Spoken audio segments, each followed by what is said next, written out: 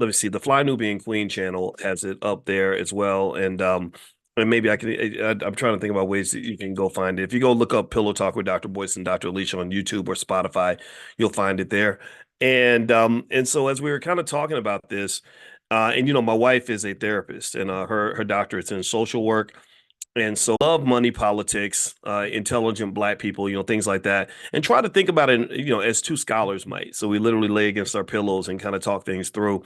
And sometimes we don't agree. And in this case, this was no different. We didn't agree on everything, but we learned from each other, right? And so as we were talking about this, as I was thinking about Diddy, and in case you don't know the whole thing that's going on with Diddy, is that Howard University is having to really backpedal and kind of back off their relationship with Diddy because of all of his allegations and everything else. And uh, and this led me to really think about the nature of college and education and educated black people versus intelligent black people, or educated black people versus black people that have knowledge, and just sort of knowing the difference between education, knowledge, and wisdom. Those are three different things, right? Education is something that you can get. You go give a university $200,000, they'll give you an education, which is basically a piece of paper that gives you.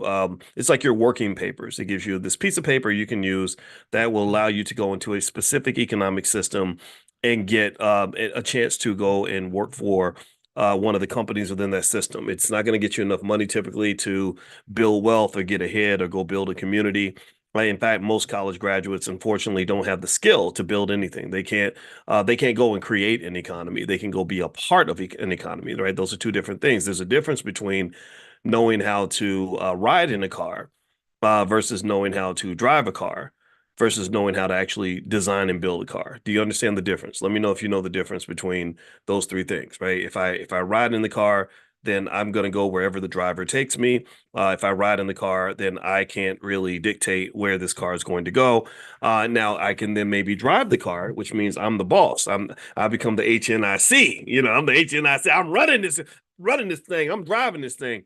But even then, my power is somewhat limited because the people who actually get to decide where the car is going to go, it's not me. It's the person who owns the car. Do you understand? So the person who owns the car, they get me on the bat phone and they say, "Okay, Boyce," and I say, "Hey, I'm gonna drive the car to the hood. I'm gonna go to the hood today. We're gonna go back to the hood and pick everybody up in the hood." And the driver calls and says, "No, Boyce. Now that's not what we agreed upon. I made you the HNIC because I need you to drive the Negroes to Beverly Hills. You have a bus route, and you're the boss, but don't act like you really running things up in here. You ain't running things. You're just doing the work. Do you understand? Like you're just implementing the bigger strategy that I decided to apply myself because this is my car. I own this thing, right? So there's the people that ride in the car, there's people that drive the car, and then maybe there are the people who own the car. And then you go even further, there are people who know how to build a car. So a person who owns the car gets to make every decision related to that car and what happens with that car, where it's going to go, etc. And then you got the people who know how to design and build a car, which for the most part, based on what we've discussed in our economic elevation trainings that we do every morning, those are people that I refer to as economic gods. An economic god has the infinite ability to manifest a reality. They can do what the founders of Silicon Valley did, where they went to these orange groves in California where nobody lived, and they said, let's build some computer companies out here. And they did, and that became Silicon Valley. I don't know if y'all know the history of Silicon Valley, where literally about a third of the world's wealth is generated in Silicon Valley, where all the big tech companies are, Google, Facebook, and all that. That started off as just nothing. That was just a bunch of empty orange groves, and nobody wanted to be out there. So people, they saw a vision, they manifest that vision. And so one of the things that's interesting to me, and I'm going to go ahead and lay this out here, is that I believe, and this just came to mind as I was thinking about Howard and Diddy and HBCUs and some of the things that I love about HBCUs, but the things that also frustrate me, is that most HBCUs and don't really shape their own destiny. Like if to me, how you shape your destiny is driven by who's paying your bills.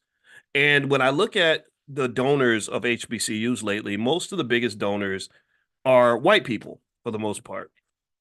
And that doesn't mean, I mean, I'm not saying you shouldn't take the white man's money ever. Sometimes that money's fine and it can help. But most independent, liberated communities that have strong institutional infrastructure do not depend on another group to sustain themselves economically. They don't. If I go to Notre Dame, I don't. I bet you there are not a lot of people who are donating millions of dollars to Notre Dame who are anti-Catholicism, right? That's a Catholic school, and although I'm sure that they take money from people who are non-Catholics, they're not going to let somebody come in there and say, "Ah, nope, nope, nope. You're up here talking about the Pope, and we don't like this Pope. So because we gave you so much money, we're going to require you to not mention this guy because that's our policy." However,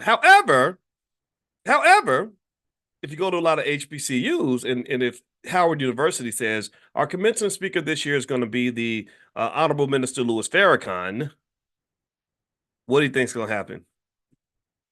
I'm not telling you have to be a fan of Farrakhan. I'm a big fan. I know the minister. I lived around the corner from him. I like him a lot. He's great to sit with. He's authentic in terms of what he believes. I love sitting with Minister Farrakhan. But you don't have to love him. But what do you think is going to happen if Howard University announced their commencement speaker was Louis Farrakhan? What do you think? You think it's just going to fly through and everybody's going to say, "Oh, that's wonderful"? I mean, this man, look at the Nation of Islam. I mean, we care about the black community, so we want black people to have healthy, happy lives. We want them to be educated. We want them to be wealthy. We want them to have strong families. The Nation of Islam can do all of these things. The Nation of Islam, when I speak to members of the nation, like my good friends, like Brother Nuri Muhammad, I spoke to Brother Enoch yesterday. I just so many other great brothers and sisters associated with the nation.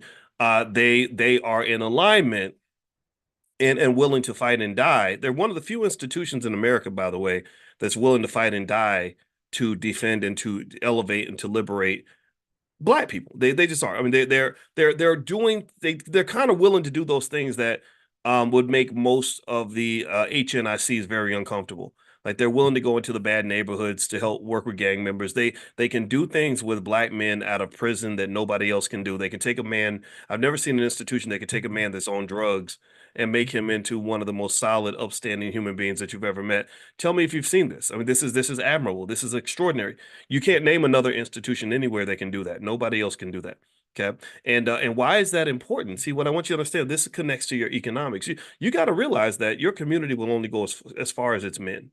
It'll only elevate as far as its women too. And I mean, the women matter too, right? Because women are the mothers. You give life, right? You know, we know how important the women are and the mothers are. But if your men are down here, if your men are, 3 feet tall, intellectually speaking, and mentally speaking, psychologically speaking, spiritually speaking, if your men are trained to be 3 feet tall, then your community can only be 3 feet tall. Your community will never be a giant, strong community if your men are kind of kept at this very low baseline level. And so my point is circling back, given that the Nation of Islam is one of the few institutions in America that really understands these things and understands how important it is to build strong, sturdy, quality men of substance that you can build a community on, who will fight and defend, stand up for things, follow through on things, etc. Um, I want you to really process why it is that HBCUs are not allowed to affiliate with people like that. However, if you go back to 2014 and you looked up who Howard University's commencement speaker was in 2014, it was a guy named Diddy. Now, Diddy, again, we know he has this recent controversy, and everyone has this selective outrage about, his past, even though a lot of that was already out there. A lot of us that follow hip hop know that Diddy was, under some suspicion ever since Tupac got killed. Like this goes back to the 90s. This ain't nothing new. Some of y'all act like you just found out that some shady stuff was going on in 2023. No, it was go back 25 years. Come on. But putting that to the side, um, even in 2014, when they announced that Diddy was their commencement speaker, I thought it was kind of strange, and some of the students did too. Some of the students were feeling this instinct, but it wasn't confirmed or validated by anybody. There was no adult willing to sit there and say, you're right, you've got a good point. Because some of the students were asking basic questions, like they were like, but our commencement speaker, he dropped out of college, and we don't know if we want a commencement speaker who's going to tell us that our degrees are worthless. Now, I don't think that's what Diddy said. And also, there are plenty of successful people who never went to college. We've explored the critique of college, what it does and does not do for you. But that was a good point. That's a good point. It's kind of like, and then if you go deeper, and this would have been my issue, because again, in 2014, I was in my 40s, so I saw it differently from a 20-something year old.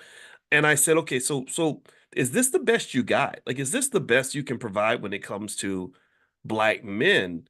Because Diddy's not so much of a man of substance. He's very flashy. He's very loud. He hasn't built a lot of infrastructure. For many years, a lot of people had the false impression that he had this liquor brand and he owned it and all that. And then you found out later that he didn't really own it. He was kind of an employee. He was kind of a mascot, kind of a brand ambassador, which is fine, but that's very different from being a boss. It's very different from building infrastructure. It's very different from building factories and creating 100,000, 200,000 jobs. And so what has occurred, and I want you to pay attention here because this is cultural. In my book, The 10 Commandments of Black Economic Power, I explain that your economics is failing because you have bad economic culture. Part of the source of your bad economic culture is that you've been trained to really listen to the rappers. You've been trained to really pay attention to people who've learned a long time ago that it's much easier to say I did something than it is to actually do something. Right? It's I'm gonna get more likes on Twitter if I say that something's going to happen than I'm gonna get by actually doing the work required and making the 10, 20-year commitment required to build what I that's why, for example, you've had 50 years of hip hop and you haven't had any black owned hospitals come out of that, any black owned schools come out of that, not a lot of black owned businesses, not, and now think about this though. This is what's interesting to me is that I can go to a lot of neighborhoods where if I say who are the black people that you admire the most, who are the most famous black people in America, most successful people, a lot of times they're going to name people in the entertainment industry, and that's fine. But I go across the street and I look at the white community, and the most famous white men that I see are guys like Elon Musk, who are talking about quantum physics on his Twitter page and talking about building rocket ships to Mars.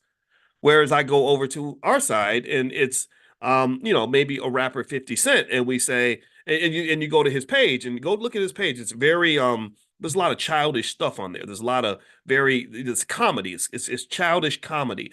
And so what this does when you're childish and you're comedic and you're loud and you're boisterous, that's very childish behavior. And you cannot have a community that gets built when your so-called leaders are children. The thing about Diddy that's interesting to me is that he, to me, is like a black Peter Pan. And I'm going to offend a lot of people when I talk like this, but it's okay. When men talk, children get offended.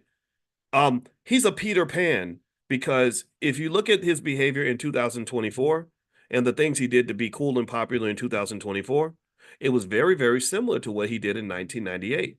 I saw this man for 20 something years and I said, this man has not changed. I've changed. I got older. You get in the 40s, your knees start creaking, you get a little gray in your beard. I finished my doctorate. I became I traveled around the world and became a scholar and started doing other things and tried to partner with other people to grow. I got married, raised kids. This guy kind of just was always dancing a lot. He was always dancing. And I was like, man, it must be hard to do all that dancing when you're like 55 years old. What are you going to do when you're 60?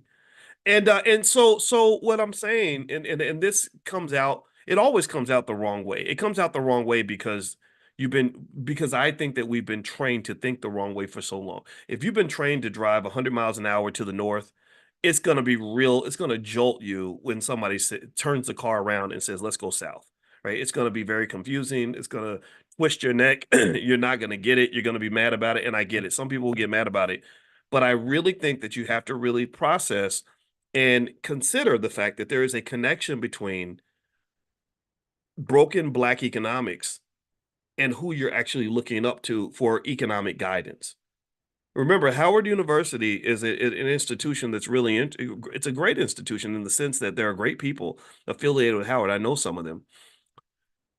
But it's interesting that you would choose a Diddy for your commencement speaker when right down the street you have the greatest economic thinker in the 20th century, Dr. Claude Anderson, right down the block, the author of Powernomics, and you've never invited him to your campus once because you're not allowed to. You're allowed to bring the clowns to campus. You're allowed to bring misguided Negroes who are going to guide black people into a ditch, who are going to encourage us to drink more liquor, beat up women, behave like rappers, and be goofballs. But you're not interested in bringing the man who's going to have a serious conversation about the fact that if you don't learn how to own something, they are going to kick you in your ass. If you never grow up, and especially the men, if you don't grow up and grow some balls and learn how to start creating things, building things, creating jobs, developing industry, building infrastructure, you will never find your way out of slavery. You will never. Free liberation for black people does not come through a donation from Mackenzie Bezos. I'm not saying that Mackenzie, that's the wife of the founder of Amazon, Jeff Bezos. She's given lots of money to lots of people, and I love her. Bless her heart for that. I love her, the fact that she's doing this. But that ain't gonna give you liberation. That's welfare. That's welfare. And again, it's not bad. It doesn't mean you shouldn't keep taking it. Free money is okay. But the problem is in economics, there's a saying that says there's no such thing as a free lunch. There's no such thing as a free lunch. So when you have your strongest, supposedly strongest institutions that are sitting and waiting for a white man or white woman to write a check, what you don't understand about money, now remember, money is my thing. My PhD is in money. What you have yet to understand fully, and this is what I want you to be conscious about. This is our consciousness exercise for today, is to understand that sometimes when you get that check and you think that it's making your life better and making your life easier, you're being handed a blanket that is filled with smallpox. It is a Trojan horse. If you grow up in the hood, a lot of people maybe knew like the neighborhood dope dealer, right? Who would appear to be the nice guy, and he would be somebody that stepped in maybe because you didn't have a dad or whatever, and you need lunch money. He give you a little lunch money. Here you go, and maybe he would even tell you, make sure you stay in school, boy. Make sure like that kind of street wisdom. And then next thing you know, something else happens, with your mama, or you don't have enough food. He brings by groceries and gives you a little money or whatever. Well, at some point, see, here's what's happening is that he's not necessarily harming you in the moment. He's not asking you for anything. He's not. He's not saying, here, I'm gonna give you this money. I need you to go smoke some crack. He's not doing that. But what he's done though is he's bought your affiliation, he's bought your loyalty. Now, no matter what he does, no matter how terrible he becomes, because he's gonna have to be terrible at some point. That's how he became the kingpin of the neighborhood. You're pretty much unable to really do anything about that. Or if he does need a favor, if he does call in a favor, you better deliver. You better deliver, because if you don't, then there will be consequences. You're going to lose the support that you've been receiving, and it might be even worse than that. And to some extent, economic power operates in the same way. When those other folks, and let's particularly talk about communities that are known for being very good at economic warfare. And I'm going to go ahead and point the finger at the people that are connected to what's happening right now in the Middle East. I'm not going to say it because I don't even want to even start that kind of static, but y'all know who I'm talking about. And I'm not saying that they're all bad. I'm not saying that everybody's trying to be sinister, but what I'm saying is that there is a long history of us being told that, hey, these are your friends. These people want to help you. This guy owns a record label. He wants to sign black artists, right? Or whatever it is. Or they want to make a donation to your institution because your struggle is similar to our struggle. And then what always occurs, inevitably this occurs, at some point, the rubber meets the road, right? At some point, a situation presents itself that becomes a conflict of interest. At some point, you as a black person says, no, we need to go this way. And then what happens? You get that little phone call. Hello, president of such and such university. This is Mr. Big Donor who gave you $100 million to build your stadium. And I really think you might want to reconsider inviting Farrakhan to speak at your graduation, because he's anti-Semitic, and it's proven. And you say, well, what made him anti-Semitic? How did he become that? Well, because we said so, and because we wrote the damn check, and because you better do what the hell we say, or we're gonna break your plate. That's what it comes down to. That's what it just boils down to. It boils down to the fact that throughout most of history, I can't think of a single time. In fact, there is no time that any group of people has ever been able to be liberated and so-called free who could not pay their own bills. See, let me tell me if you can understand. Tell me if you agree with this. Not just on an aggregate level. We don't have to talk about the big picture, like politically and nationally. Let's talk about individually.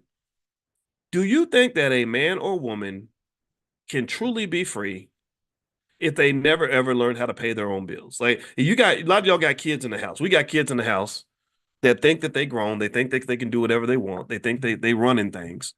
And sometimes we let them think that they're running things. We sit back passively and we allow them to just exist and to live. And we don't intervene unless we have to.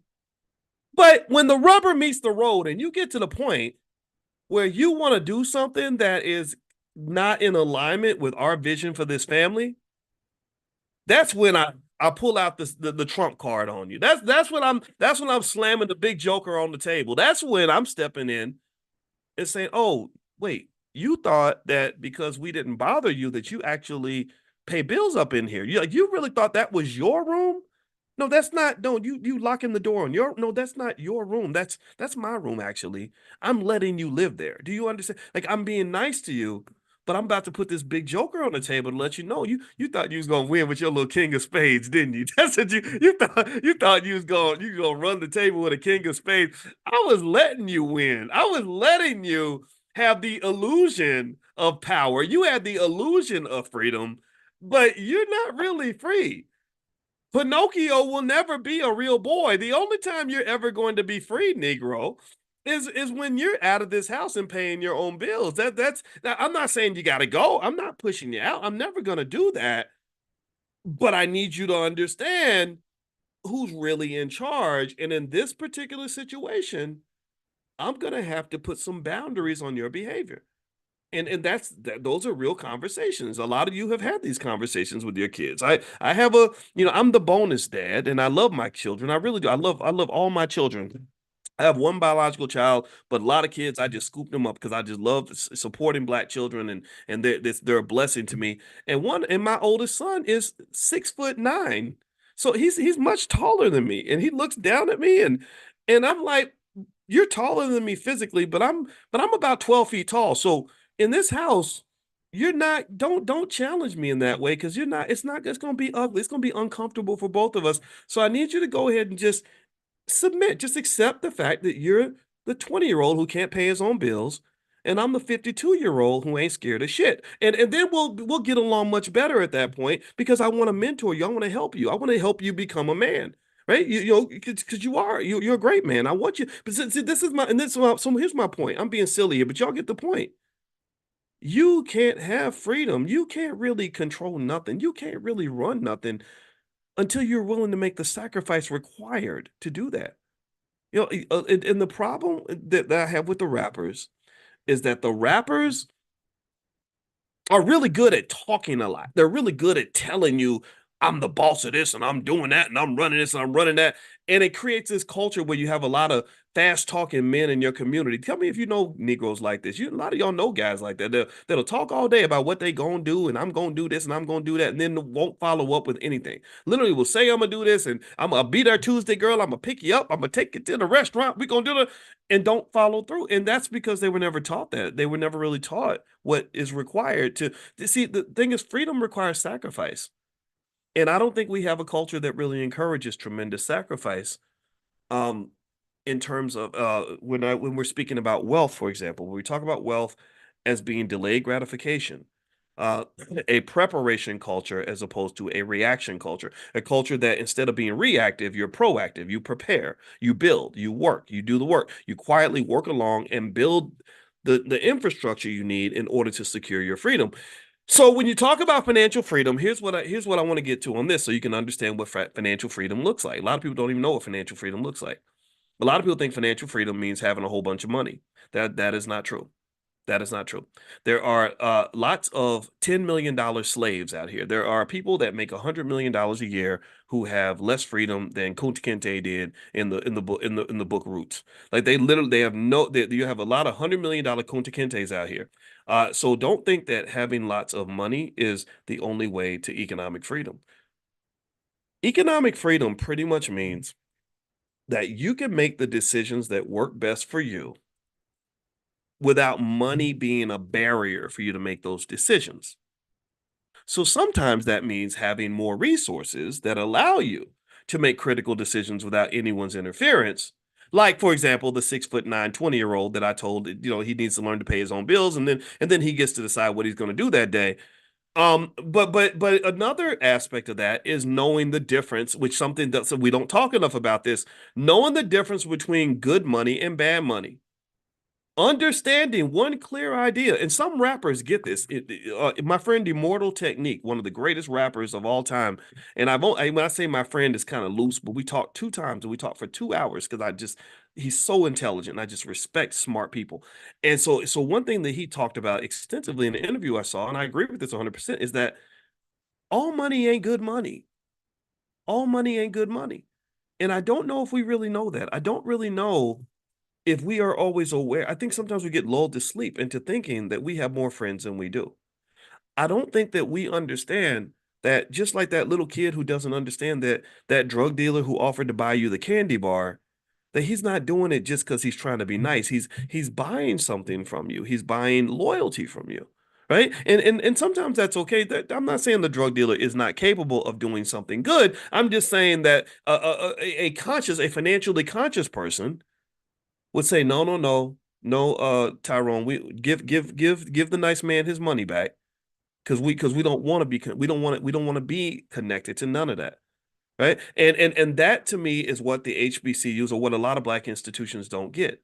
They will take this money and because it appears to have no strings attached, but they don't understand that most people, when they give you $100 million, they may not ask for anything explicitly, but they're definitely expecting that you're not going to do something that they vehemently disagree with. So that might mean something political. It might mean, if I'm Mackenzie Bezos and I give you $100 million and I'm pro choice and you happen to be pro life, no, you can't be pro life now. You can't. You're bringing this speaker to your campus who's going to talk about the millions of black babies that get aborted every year. Oh, that's not acceptable. That's not acceptable. But and then you say, but wait, you told us that the money came with no strings attached. Pay attention. And then she says, no, no, no, no, no. I'm not saying that the money is that I'm using the money to control your behavior.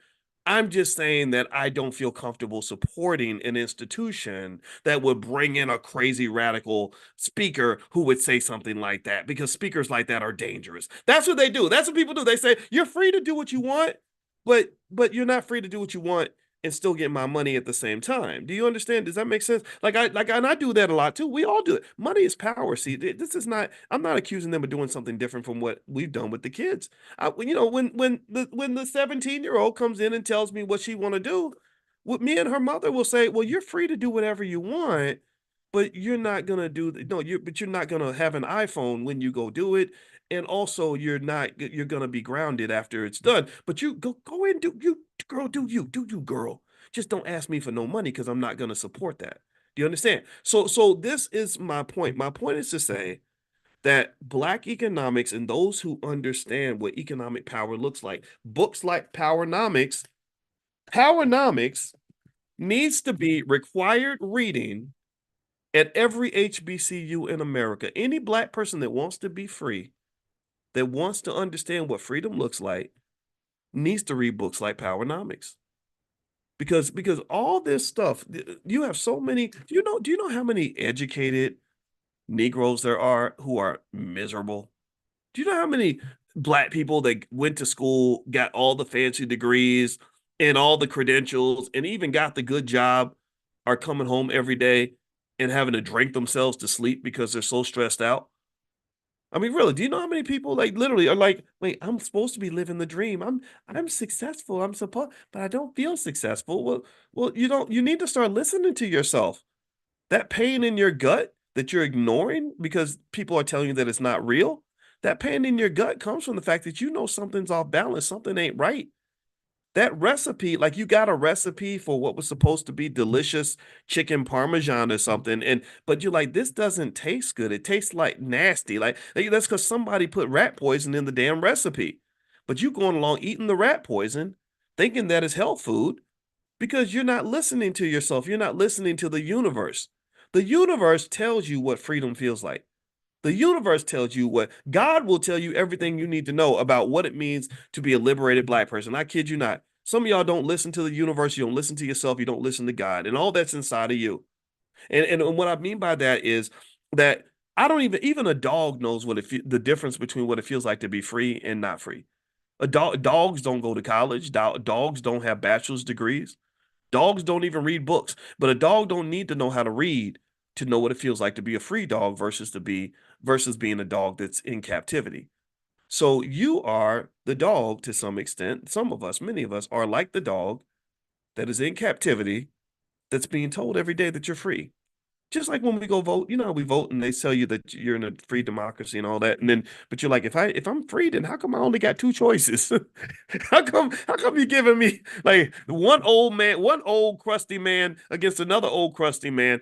That's not the choice I would want to make. I don't like either one of these people. But they're like, no, but you have freedom. You have to exercise your freedom. We're going to require you, we're going to pressure you to exercise your freedom to vote, right? So you're so free that everybody's pressuring you to go and do something that you may not feel comfortable doing. Well, that's not freedom. And some of you are aware of that. And then maybe some people aren't. I don't know. But I'm telling you that freedom, financial freedom, could either come from having the resources to make the decisions that you need to make without resources being a constraint, and then two, having the discipline to not take resources from people that are going to have an agenda that is different from your own, or being able to walk away from money. The ability to walk away from money in financial consciousness is just as important as the ability to go find it. Let me say that again. When we talk about every day, this is what we do: economic elevation, financial consciousness training. We do this every single morning. The ability to walk away from money is just as important as the ability to find it. Do you understand? When you talk about freedom, you talk about economic consciousness, the ability to walk away from money is just as important as the ability to find it. Just like eating food, the ability to find food is not the only thing you should be thinking about when you're talking about how to eat enough to be healthy. You also have to know which food you don't want to eat. You have to know which food is going to poison you. You have to be able to have that discernment. And I don't think that our economic discernment is very high. You know why? Because beggars can't be choosy. Your HBCUs, unfortunately, I hate to say it, but y'all some begging Negroes. Y'all begging every year. It's all about, oh, we can't do this, we can't pay the bill, we don't be struggling. Blah, blah. Beggars can't be choosy. So when a beggar is hungry, a beggar can't. You hand a beggar a McDonald's cheeseburger that's got some rat poison in it. Oh, he better eat that thing. He's not gonna be like, well, actually, I wanted a salad, and I was wondering if you could go to Chipotle and get me a chicken bowl with the quinoa. Yeah, like he can't do that. He can't be picky. He can't say, well, I was hoping to get something healthy. No, you can't. You're not in a position to be choosy. So you're gonna eat whatever they feed you. So here's what I'm saying. I'm solution oriented on this. You have to have a whole generation. This is a national emergency. This must be code red, state of high alert. You need an army of young people that are trained on powernomics related principles who are going to go out in this world and learn how to build something. You got to have 10 million entrepreneurs, 10 million investors, 10 million wealth builders, 10 million people trying to own real estate. You got to have more black people trying to build wealth with the skill of wealth building. You got to have more of them than you got basketball players, football players, rappers, twerkers, and everything else you got. You're mass producing people that know how to twerk. You're mass producing people that can bust a rap, but you also need to mass produce people that are gonna go create a job and build a business that even understand how to do that. And that's two steps. First, they have to understand that it's important. And then second, they got to know how to do it the right way. A lot of people don't know how to do it the right way because you spent 12 years learning how to twerk. Or 12 years learn whatever the hell they teaching in these damn schools. They show as hell ain't teaching them how to read, write, and do math. They're not doing that. They're show as hell not teaching them nothing about money. So I don't know what the hell they teaching them in public school. I don't know if they teaching them how to use proper pronouns and to know if a boy is actually a girl. I have no idea what they're teaching, but whatever it is, they're not teaching them what they need to know.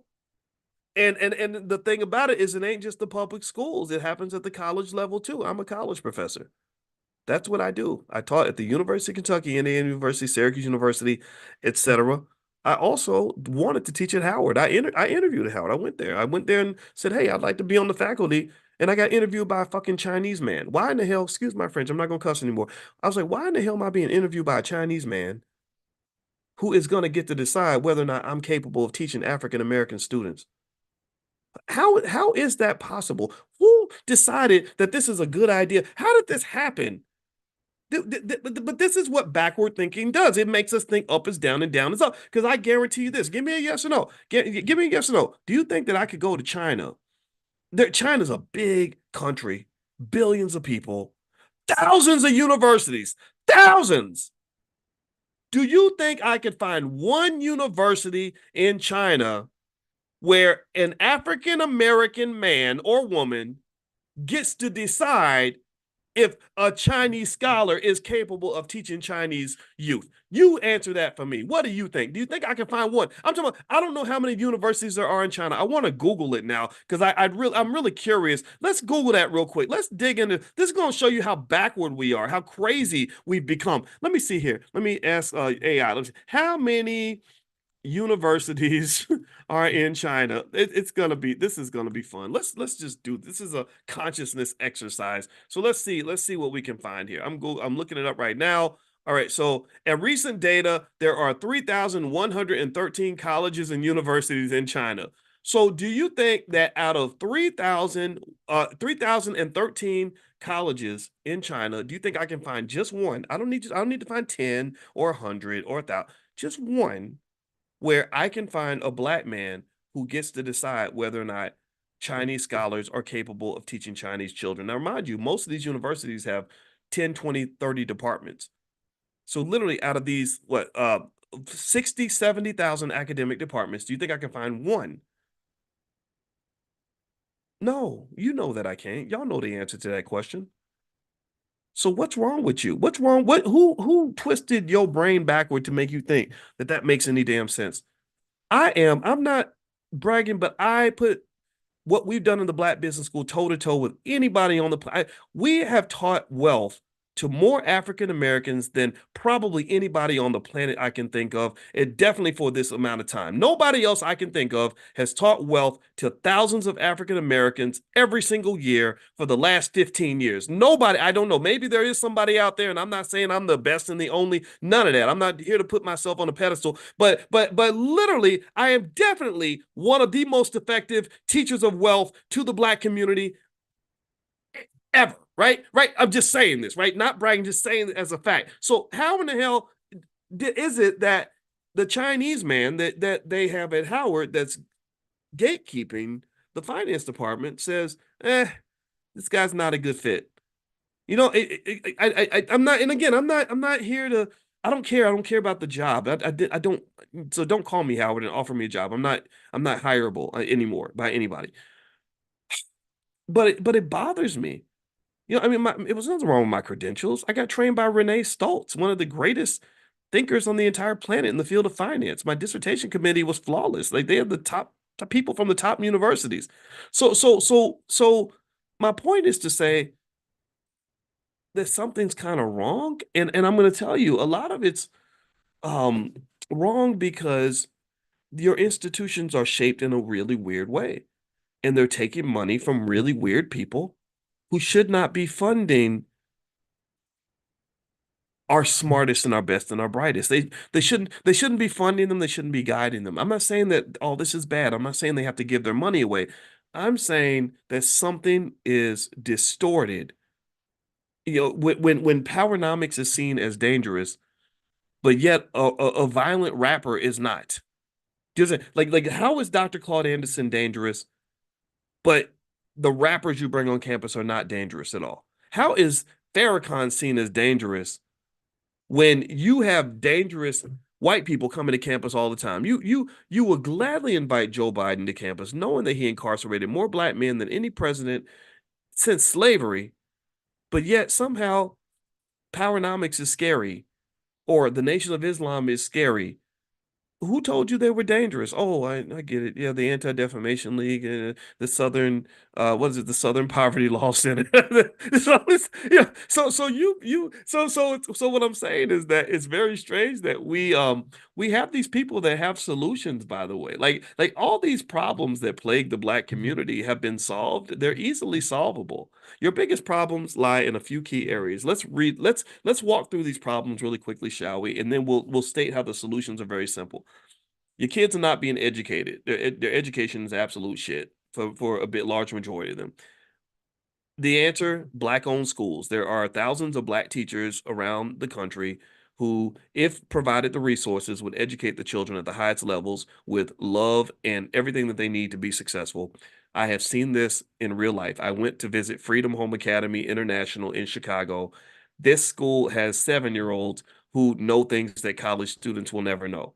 So all you'd have to do is fund Freedom Home Academy with billions of dollars, the same way you put billions of dollars into music that tells young black men to become criminals and to disrespect women and to get high at every available opportunity and to waste their money and to destroy their lives and to murder each other. If you put just as much money into educating children the way they educate them at the Muhammad University of Islam as you put into educating our kids to kill themselves, then that whole education problem would disappear overnight.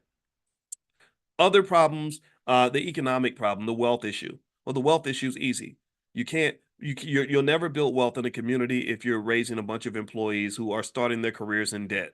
That's what's going on. So the half of all black college graduates default on their student loans. They cannot pay their student loans. So that's why you have millions of highly educated black people with bachelor's and master's degrees who've been working for 30 years, who have a net worth that is lower than a newborn baby. That is the distorted economic backwardism that we are taught at an early age, and we're, for whatever reason, I guess because things that are familiar are very comfortable, things that are new and radical scare you. Maybe that's why you're committed to doing things the wrong way, because doing things the right way involves a type of change that is both very uncomfortable and presents a type of uncertainty that perhaps you're not comfortable with. So what happens at the end of the day is that a lot of our universities are pumping out all these graduates who have debt up to their eyeballs, who never learned how to create a job for anybody. All they know how to do is hunt for a job and find some white man that will hire them and pay them just enough money so that they can barely survive. And if you are barely surviving, then you can't elevate other people because you can't even elevate yourself. How in the hell am I going to help thousands of people get jobs when I can barely keep a damn job myself? Seriously, I mean, really, if I'm struggling and I'm barely making it, I can't lift nobody else.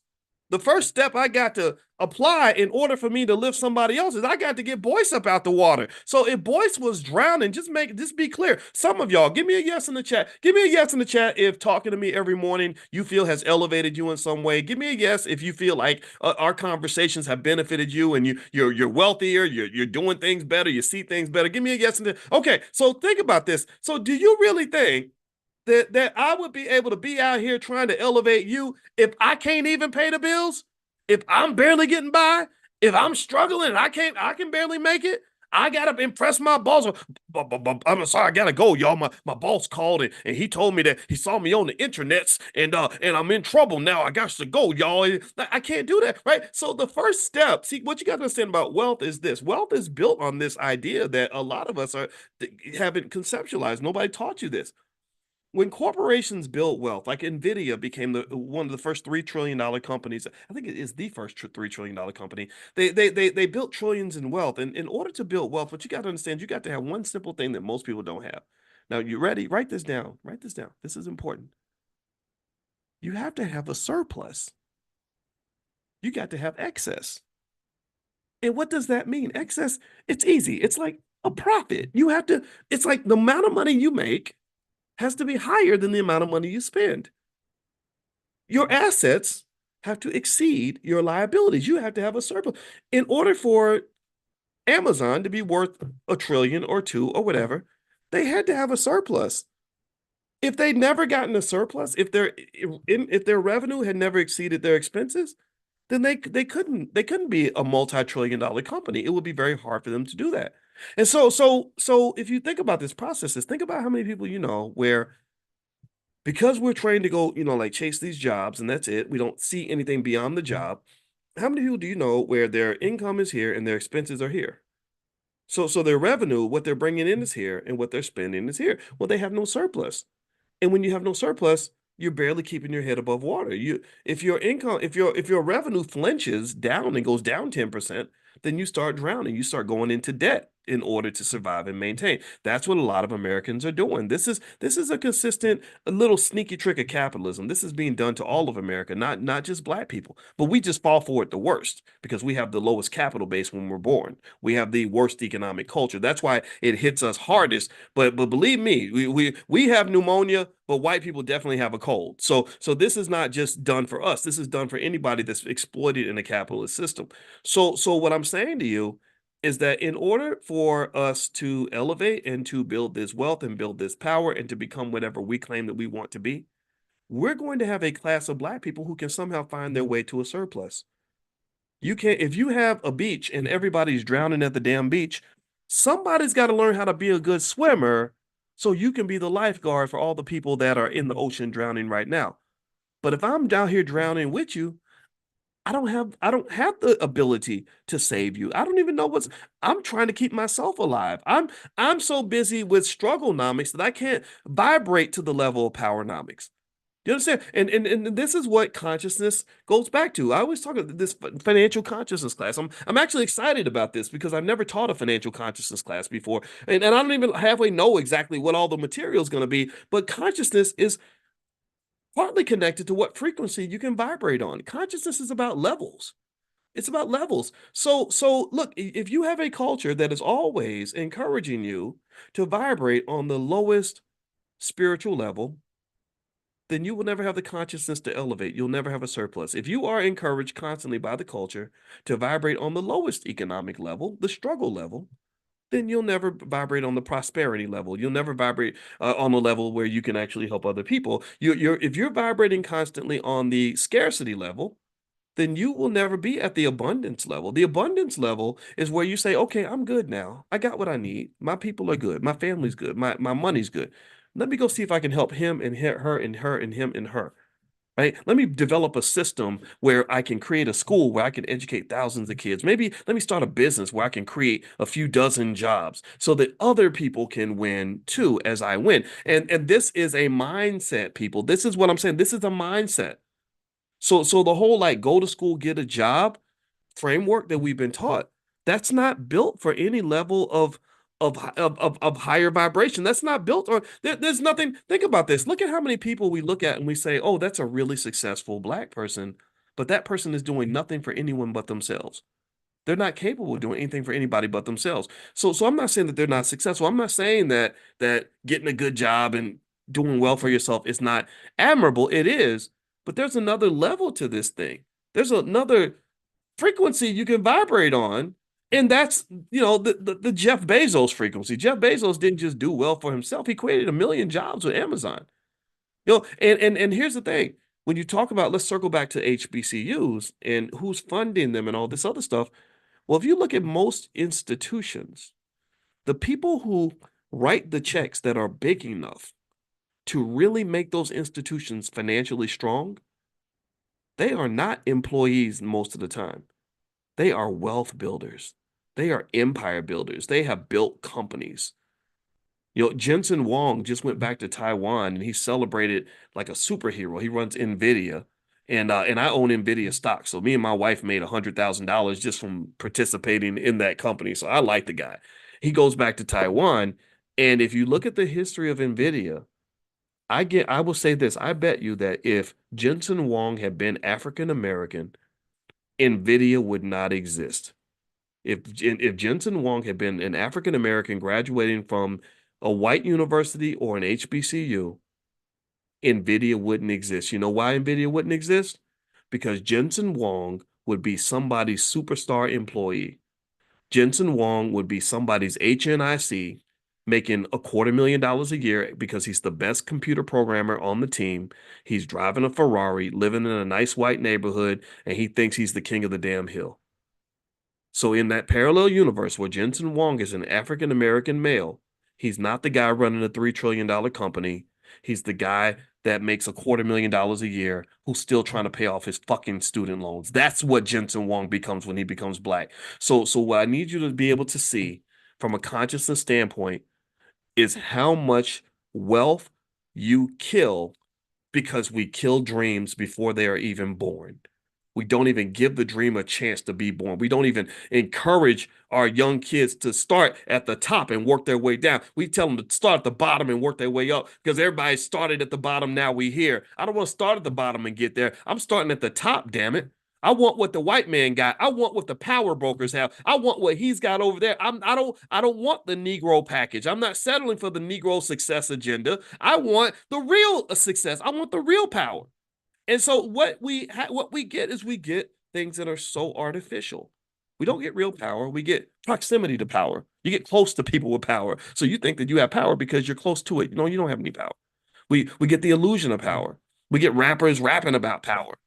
They ain't got no real power. Who's got the real power in hip hop? It's the people who's running these damn record labels. they have the power, not the loudmouth rapper.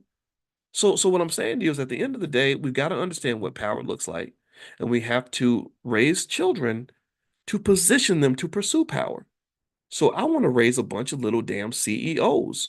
I want to raise some little wealth builders that are already thinking at a high level, systematic framework. I want to see those kids who might still go to college. They might still go to Howard and other great institutions. There's nothing wrong with that, but they're going to come in and uh they're not just going to be the guy who takes classes in the business school hoping he can get a job at Goldman Sachs. He's going to be the guy taking classes in business school preparing to create a black version of a Goldman Sachs. Sharif Abdul Malik, who runs a company called We Buy Black. We Buy Black is a multi-million-dollar company. He's a graduate from Howard University. And one thing Sharif told me, I love Sharif, by the way. He's a great guy. He's a responsible, intelligent black man. I think he's also Muslim. I don't know if it's Nation of Islam or something else, but he's very disciplined. He's been married since he was probably 23, 24 years old, and he's just a super smart guy, and he's really done amazing things. His company's worth millions of dollars. I remember him telling me that he was I think he was studying social work at Howard, and he was building his business, trying to build this company that he has now that's worth millions of dollars. And he went to the business school because he's thinking if I go to the business school, they can teach me more about running my business. And he said that one of his challenges, his critiques of the business school was he said, man, it seemed like everybody over here was learning how to work for a business. They were all being prepared to work for other people. And I didn't want to work for anybody. I was trying to prepare to get employees and to build and raise capital. That's what he was thinking about. So he was vibrating on the owner frequency. And he felt, at least based on his experience, that most of the students were being trained to vibrate on the employee frequency. And what you got to understand is that in America, in the way capitalism works, employees don't have power in this country.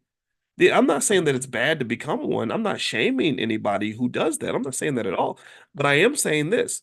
Number one, if you ever want to have real power, you got to produce people that want to actually accumulate power, which is going to require risk taking, sacrifice, and discipline, which are three things that are not really encouraged in the culture. Number two, if you are still an employee, which is perfectly fine, you must still understand the fundamentals of financial security and institution building. So just the same way Howard University is an institution and our HBCUs are institutions that still have tremendous value, but some of that value has been a little bit diluted.